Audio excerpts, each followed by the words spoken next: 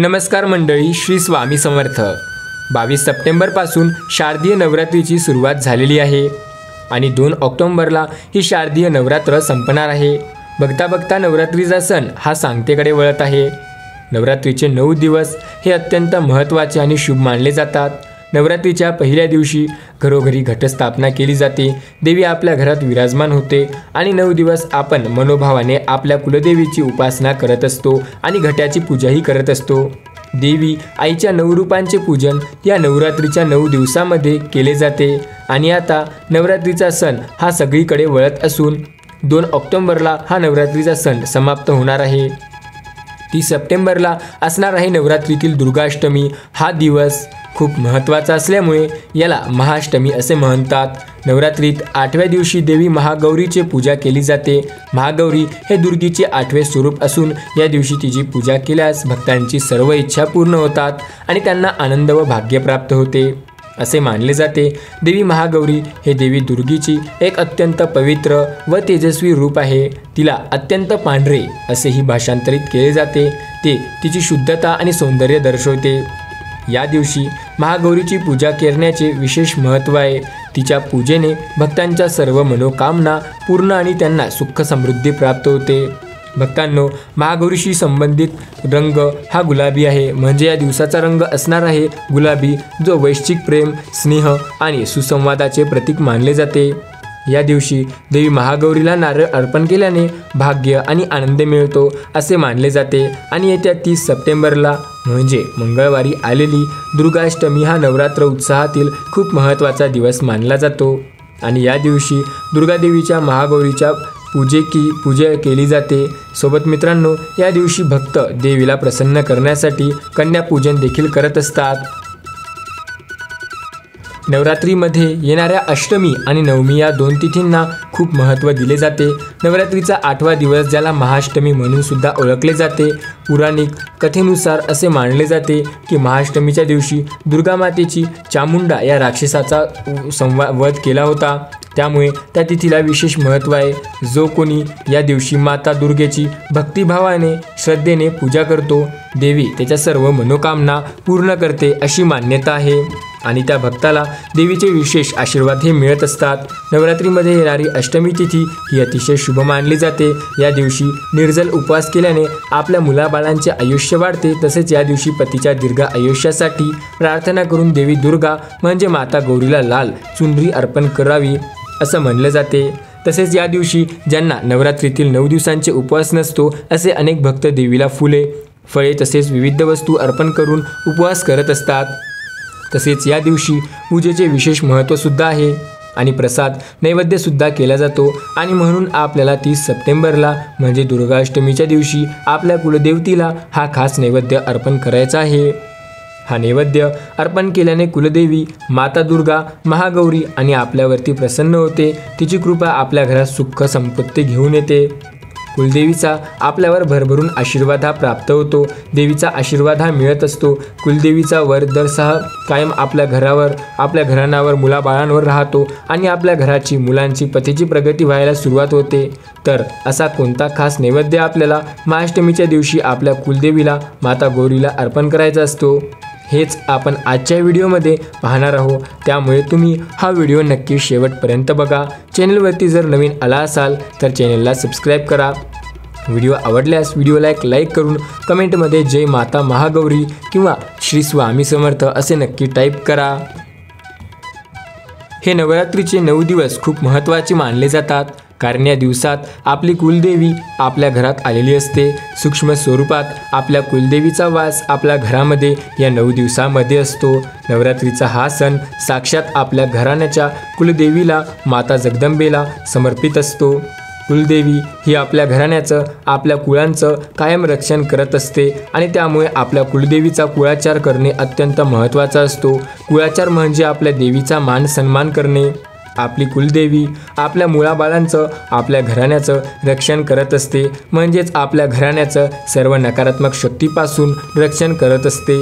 आपल्या जीवनात येणाऱ्या सर्व संकटापासून आपल्या घराण्याचं, आपल्या घरातील प्रत्येक व्यक्तीचं हे रक्षण करत असते आणि म्हणून या नवरात्रीत आपल्या कुलदेवीचं आपल्याकडून कुळाचार हा झालाच पाहिजे। म्हणजेच आपल्या कुलदेवतेची ओटी ही आपल्याकडून भरली गेली पाहिजे. ओटी भरणे हे अतिशय शुभ आणि आवश्यक मानले जाते.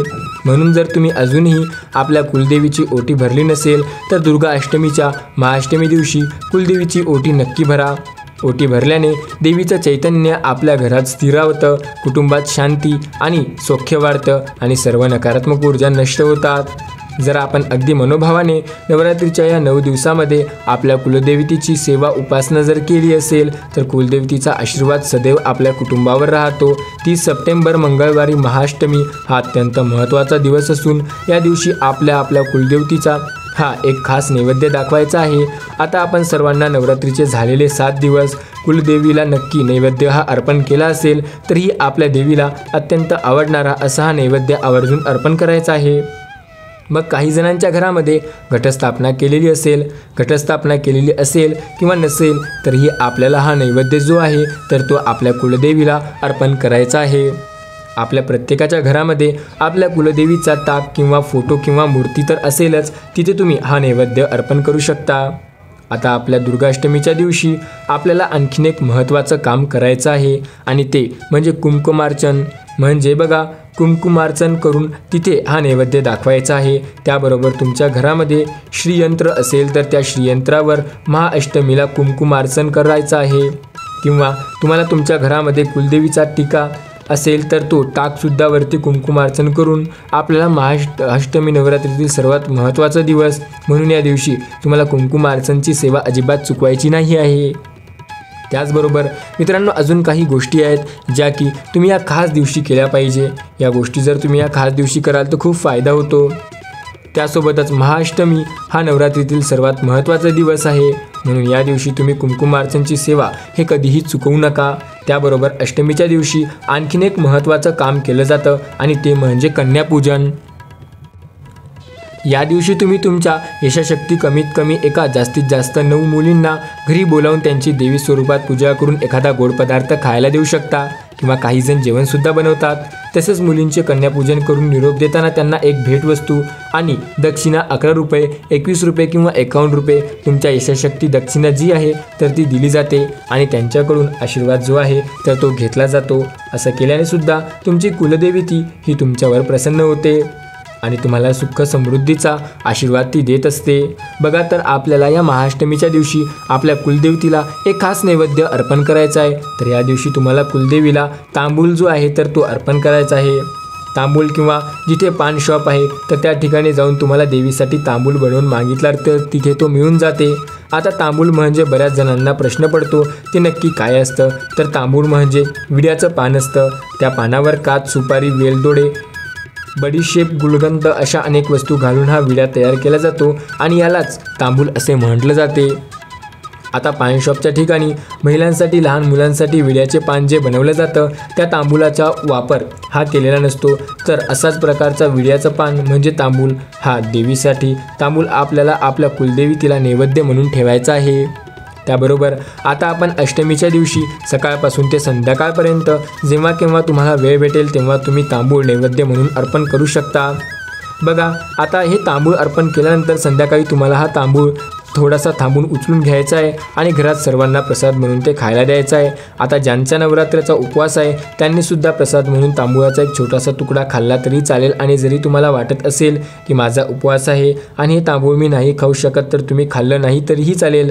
त्यातला थोडासा तुकडा तुम्ही फ्रीजमध्ये ठेवून उपवास सोडल्यानंतर दुसऱ्या दिवशी तुम्ही तो प्रसाद म्हणून खाऊ शकता. परंतु चुकूनही तुम्हाला हा तांबूळ फेकून द्यायचा नाही.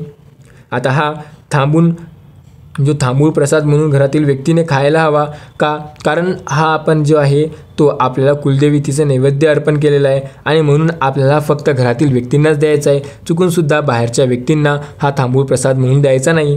त्याबरोबर या दिवशी दुर्गाष्टमीला, महाअष्टमीला देवीला एका खास पदार्थ बनवला जातो ते म्हणजे मखाण्याची खीर. बघा, देवीला मखाण्याची खीर ही अत्यंत प्रिय आहे. तुम्ही नवरात्रीच्या बाकीच्या दिवसामध्ये काही सेवा केल्या नसतील किंवा चुकून काही नैवेद्य अर्पण करायचं राहिलं असेल तर या दिवशी मात्र आवर्जून तुम्ही मखाण्याची खीर तर तयार करून देवीला नैवेद्य आहे ते द्या. आणि अर्पण करायचं आहे. यामुळे देवी अनंत प्रसन्न होते आणि आपल्याला सुख समृद्धीचा आशीर्वाद देते. बघा मित्रांनो, हे माहिती तुम्हाला कशी वाटली नक्की आम्हाला कमेंट करून सांगा. आजचा व्हिडिओ आवडला असेल तर नक्की या व्हिडिओला लाईक करा. आपल्या ASA मराठी यूट्यूब चॅनलवरती नवीन किंवा पहिल्यांदा आला असाल तर ASA मराठी यूट्यूब चॅनलला सबस्क्राईब करा. भेटूया पुन्हा एकदा अशाच व्हिडिओसोबत. तोपर्यंत धन्यवाद. श्री स्वामी समर्थ.